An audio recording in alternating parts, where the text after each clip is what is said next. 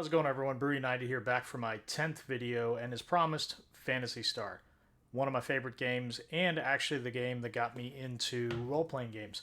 So, back in 1988, this was about as much of a game as you could cram into a 4 meg cartridge. What I'll show you today is the 4 different characters, how you get them, and I'm going to stop there, and I'm going to obviously talk a little bit about the game as I play through it. So let's go to the Algol System in the year 3240. So when you first start the game, you're greeted with Alice, who's the heroine of the story. And the system, as I mentioned earlier, is the Algol System. So when you first kind of get teleported in, one of the stories you first hear is that King Lassic is at one point a very kind king and ultimately turns evil and starts becoming a bit of a tyrant. So the character here you're seeing is Alice's brother, who ends up getting killed by the guards of Lassic. And from there, he basically says, hey, you need to go out and find Odin, and you and Odin can potentially stop Lassic. So really nonchalantly, she just takes up the banner here and is ready to go. This part of the game, I cannot state enough how important Swala is. So Swala has this house, you meet her here, and it is the free point of heals for the beginning of the game. I mean, you get hurt, you just come back here, you get healed, you rinse, and you repeat. So one of the things about the beginning of this game, it's so difficult if you get 2 mobs. So I'm level 1, I'm getting absolutely crushed, as you can see by them. There's no way I'm going to defeat them, but I'm fighting the good fight. And here I go, trying one more time to take it. I'm already down to 3 health. Man, they're so hard. Why are you so hard? And, I luckily get away here with 1 hit point. And as I mentioned, going back to Swala. Swala is your friend.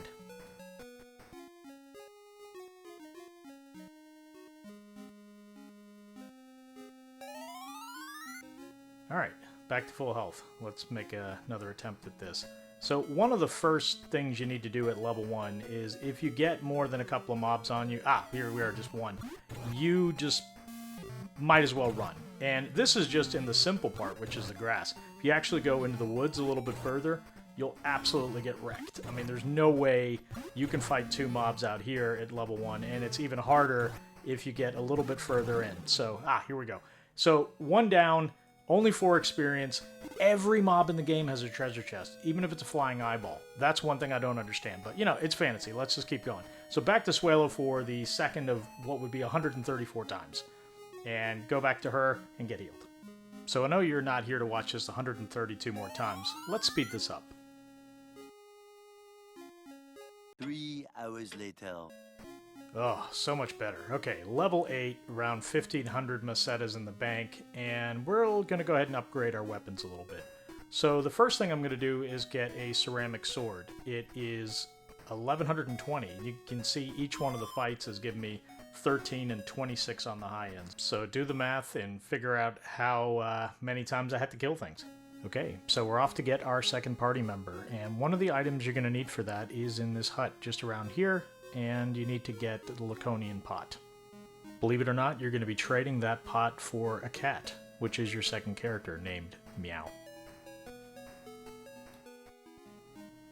Before you fly off-world, you're going to need a passport, and these questions seem like something right out of an airport. Have you packed your bag?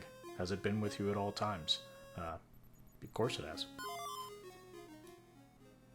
The passport's going to let you pass the guards here. Once you get past the guards, you're going to be allowed to proceed to the next planet. And the next planet you're going to be going to is a desert world called Matavia.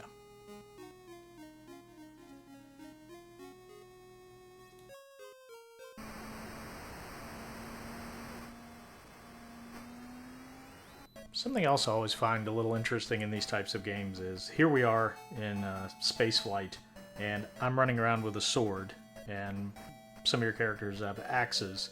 No one has like a machine gun or a rocket launcher or anything like that.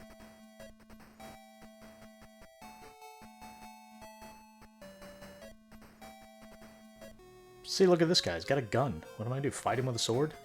Don't mind me going across a modern jet bridge with a sword.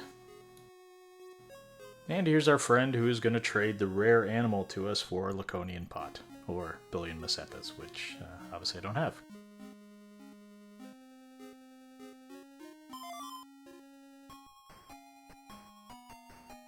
When I played the game back in '88, I do not remember the cutscenes coming so quick, but I also did cut a ton of time out of the game just for the sake of the video.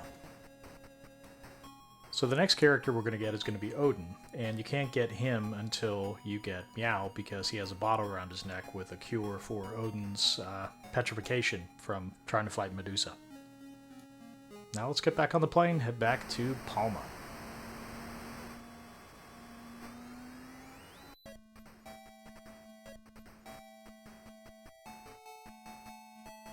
And as we're flying here, reminded me, I don't think any of the other games of the time that were this role-playing game, so Dragon Warrior, Dragon Quest, or any of the other ones had spaceflight. Okay, now we're back on Palma. We're going to go to a cave just south of the area. And notice it's pitch black. A couple of ways you can deal with this. Buy a flash, which are cheap. They're about 20. And you can actually get kind of a mag light a little bit later, which is about 1400, but you never need to buy another flash, and it doesn't kind of clog up your inventory. So I'm just going to show you a couple of the fights here. Now we have two characters.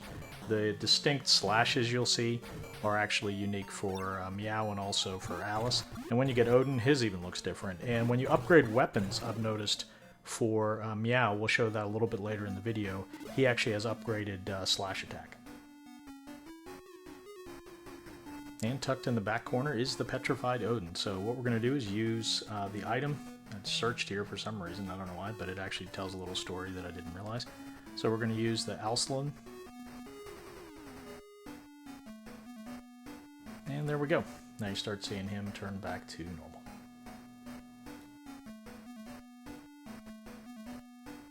So in this playthrough, Odin was not a powerful character like his name implies. I actually had Alice about 8 levels higher than him. I think I was level 13 at the time I picked him up.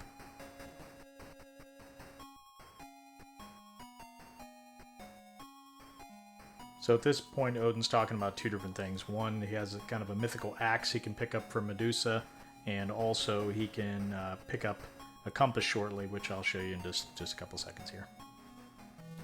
Quick mention as we're picking up the compass here was that the dungeons were revolutionary at the time. The way they had coded them to allow you to move around and turn corners was very unique.